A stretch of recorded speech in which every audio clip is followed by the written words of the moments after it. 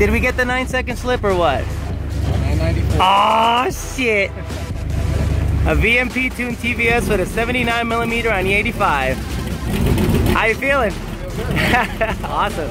Good job, brother. All right, now we got a 980s is the next one. Time to really turn it up. All right, brother. Here at PBIR doing some track support for Mr. Donnie Renfro. Just went 990 with his full weight daily driven 5.0 with a VMP supercharger, PMAS colder intake, a VMP ice tank. Sorry it's a little dark, but pretty much this is his setup right here. Just doing some track support for the gentleman because I think that's something we need to offer to these people that want to run a number and they need track support. So I'm just kind of here supporting my friend.